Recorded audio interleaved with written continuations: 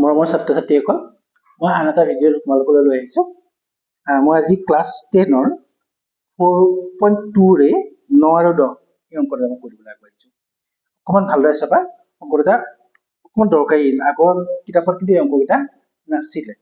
আগৰ যোৱা বছৰলৈকে যিখিনি কিতাপ সেইখিনিত এই অংক দুটা নাছিলে।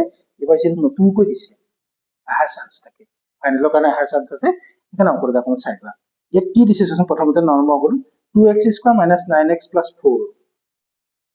2x square plus 9x plus 4 is equal 0.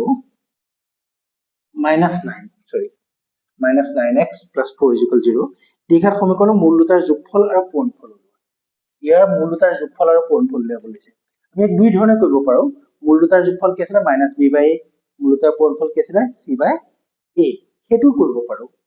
নহবা আমি মূল দুটা ডাইৰেক্ট উলিয়াই দিব পাৰোঁ। যদি আমি মূল দুটা উলিয়াই দিব বিচাৰোঁ, তেতিয়া আমি কেনেকৈ কৰিম? 4 গুণ 8 অথবা 9 কেনেকৈ হ'ব?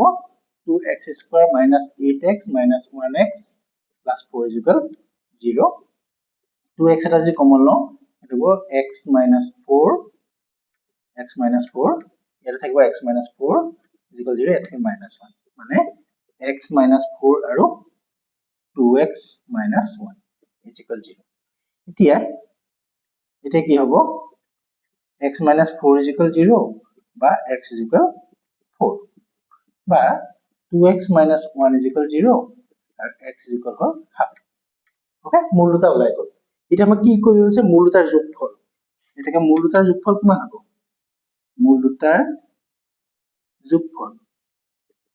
যোগফল কিমান হ'ব?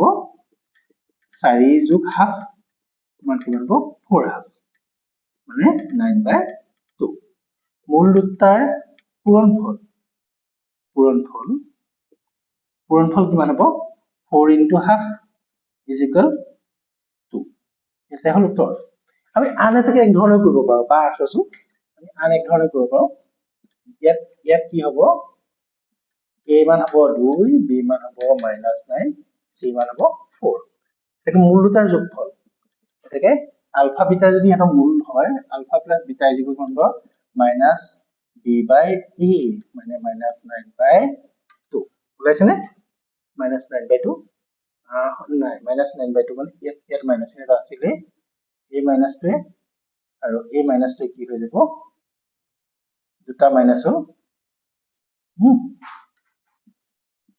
ইয়াত নিজৰ এটা মাইনাস আৰু সূত্ৰৰ মতে এটা মাইনাস 9/2 আৰু আলফা বিটা মান কিমান হ'ব? মূল দুটাৰ পূৰণফল মানে c by a মানে 4/2 is equal 2. চোৱাচোন ওলাইছে? একে ওলাইছে ন? হয়, আমি এনে ধৰণেও কৰিব পাৰোঁ বা এনে ধৰণেও কৰিব পাৰোঁ। ওকে, যোনটো তোমাৰ সহজ লাগে সেইটোকে কৰিবা।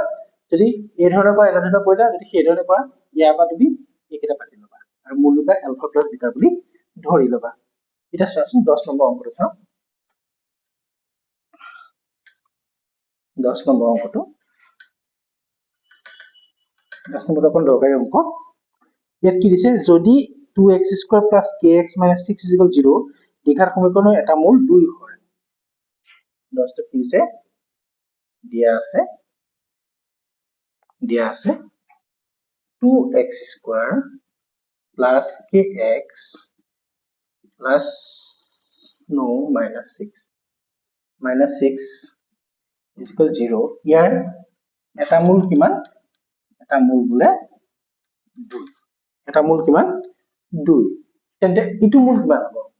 ঠিক আছে, মূল 2 মানে কি? x সমান 2 হয় না? ইয়াত x is equal 2 বহুৱালে কিমান হ'ব? বহুৱাই পাওঁ কি পাওঁ চোৱাচোন? 2 স্কয়াৰ। কিয় 2 স্কয়াৰ হ'ল? এইটো হ'ল সূত্ৰৰ মতে, এইটো হ'ল সূত্ৰৰ মতে নহয়, দুটো নামি আহিল, এইটো হ'ল 2 হ'ল সেইটো 2 প্লাস কি x সমান কিমান? 2 minus 6 is equal 0. তাৰ মানে কিমান থাকিল?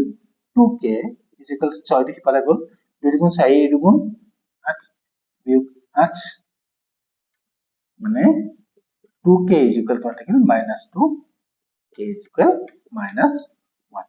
এই সমীকৰণটোৰ আন এটা মূল কিমান হ'ব? k মান কিমান হ'ব? -1.